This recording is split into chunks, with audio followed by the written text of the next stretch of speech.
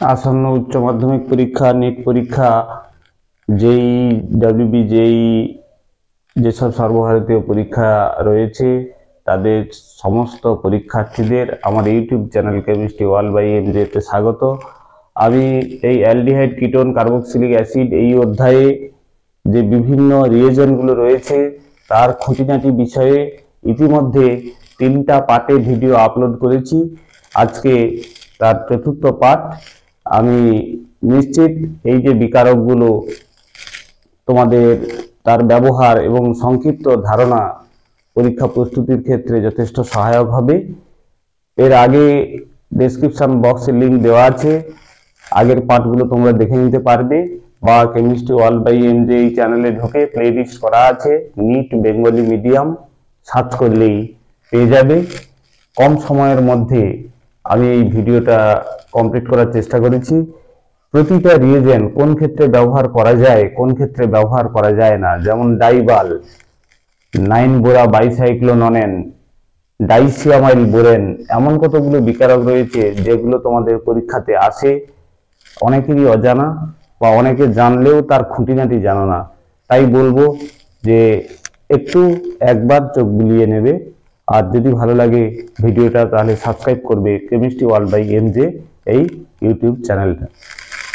দেখো, এর আগের 3টা পার্টে আমি 15টা রিয়েজেন্ট আলোচনা করেছি। আজকে 16 নম্বর মেটাক্লোরোপারবেনজোইক অ্যাসিড অথবা পারবেনজোইক অ্যাসিড অথবা টাইফ্লোরোপারঅ্যাসিটিক অ্যাসিড, এগুলো জারক দ্রব্য রূপে কাজ করে। দেখো, মেটাক্লোরোপারবেনজোইক অ্যাসিড এর স্ট্রাকচারটা হচ্ছে কি রকম, এই যে মেটায় ক্লোরো দিলাম, পারবেনজোইক অ্যাসিড, তাহলে বেনজোইক অ্যাসিডে 2টো অক্সিজেন থাকে, এক্ষেত্রে 3টা অক্সিজেন থাকবে। এইটা হচ্ছে মেটাক্লোরোপারবেনজোইক অ্যাসিডের স্ট্রাকচার। টাইফ্লোরোপারঅ্যাসিটিক অ্যাসিড, এটা হচ্ছে পারবেনজোইক অ্যাসিড। এগুলো সবই কাজ হচ্ছে জারক দ্রব্য রূপে কাজ করা। এই যে কিটো যদি থাকে তাকে এস্টারে পরিণত করবে। এখানে এই যৌগটা হচ্ছে অ্যাসিটোফেনন, তাহলে এখানে যদি এই পার অ্যাসিড গুলো যে কোনো একটা দিই তাহলে কি হবে, ফিনাইল অ্যাসিটেট তৈরি হবে। বিপরীতে কিন্তু মিথাইল বেনজোয়েট তৈরি হবে না। কারণটা কি, এই যে ফিনাইল গ্রুপের মাইগ্রেটরি অ্যাপটিটিউডটা বেশি, সেই জন্য ফিনাইল অ্যাসিটেট তৈরি হবে, কখনোই কিন্তু মিথাইল বেনজোয়েটটা তৈরি হবে না। এবারে দেখো, এই অ্যাসিটোনে যদি আমরা এই পার অ্যাসিড দিই তাহলে কি হবে, মিথাইল অ্যাসিটেট তৈরি হবে। তাহলে দেখো, এরপরে 17 নম্বর রিয়েজেন্ট। দেখো, এই 17 নম্বর রিয়েজেন্টটা হচ্ছে নিকেল হাইড্রোজেন অথবা প্যালাডিয়াম হাইড্রোজেন অথবা প্যালাডিয়াম হাইড্রোজেন, প্ল্যাটিনাম হাইড্রোজেন অথবা প্যালাডিয়াম হাইড্রোজেন। এটা তীব্র বিজারক দ্রব্য রূপে কাজ করে। তাহলে নিকেল ধাতুর উপস্থিতিতে হাইড্রোজেনের যে কাজ করবে, প্ল্যাটিনামের উপস্থিতিতে হাইড্রোজেন সেই কাজই করবে, বা প্যালাডিয়ামের উপস্থিতিতে হাইড্রোজেন দিলে সেই একই কাজ করবে। এরা তীব্র বিজারক দ্রব্য রূপে কাজ করে।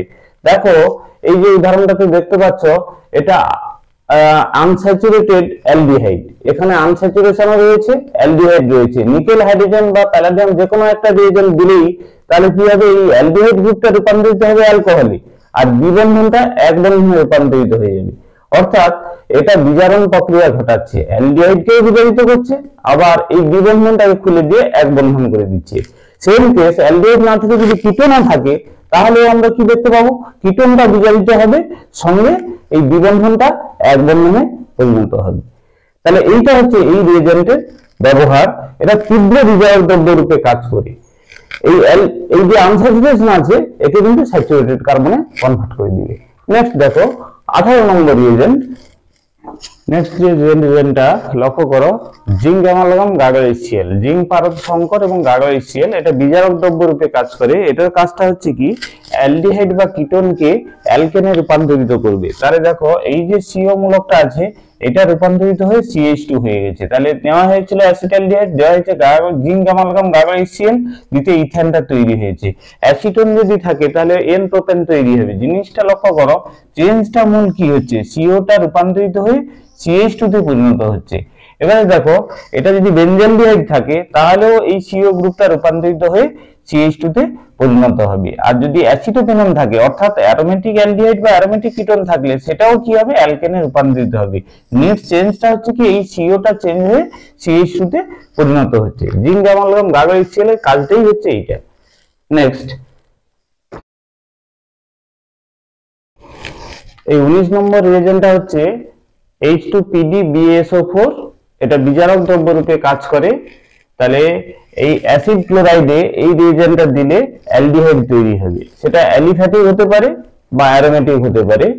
এটা হচ্ছে কি না, এই বিক্রিয়ায় প্যালাডিয়ামের যে বিক্রিয়া হারটাকে কমানোর জন্য তাহলে বেরিয়াম সালফেট ব্যবহার করা হয়, তাও বিক্রিয়ার হার কমতে চায় না, অতিরিক্ত সাবধানতার জন্য তাহলে এটাকে কি করা হয় না, কুইনোলিন বা সালফার কিছুটা যোগ করে এই বিক্রিয়ার বেগটাকে মন্দীভূত করা হয়। অন্যথায় তাহলে কি হবে, এইটা পরের ধাপে চলে যাবে। মনে রাখতে হবে যে এই বিক্রিয়ার সাহায্যে ফর্মালডিহাইড প্রস্তুত করা যায় না। কারণটা কি, ফর্মালডিহাইড তৈরি করতে গেলে এখানে ফরমাইল ক্লোরাইড দিতে হবে। এই যে ফরমাইল ক্লোরাইড, সেটার সংকেতটা কি, HCOCl। এইটা হচ্ছে কি খুবই দুঃস্থিত যৌগ, অস্থায়ী যৌগ। সেই জন্য এই প্রক্রিয়ায় ফর্মালডিহাইড ছাড়া বাকি সব অ্যালডিহাইড অ্যালিফ্যাটিক হোক বা অ্যারোমেটিক হোক সবগুলোই তৈরি করা যাবে।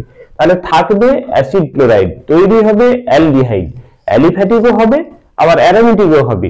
রিয়েজেন্টটা H2PdBaSO4, আর অতিরিক্ত সাবধানতার জন্য কিছুটা সালফার বা কুইনোলিন অনুঘটক বিষ হিসাবে যোগ করা হয়।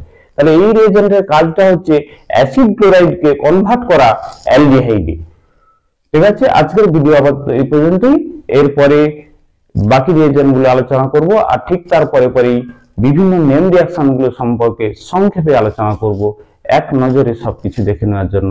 সবাইকে ধন্যবাদ। সবাইকে আরো একবার বলবো কেমিস্ট্রি ওয়ার্ল্ড বাই এমজে চ্যানেলটাকে সাবস্ক্রাইব করার কথা।